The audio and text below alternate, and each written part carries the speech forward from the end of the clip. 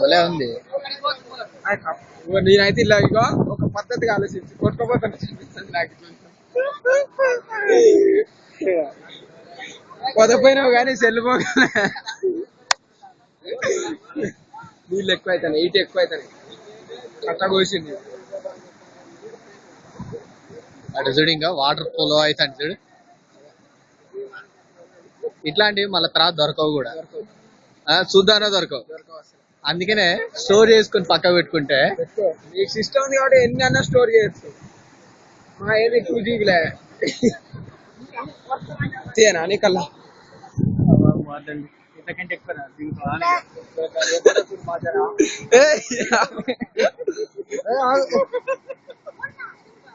అన్ని కాడే చదువుకోవాలి. ఇప్పటిదాకా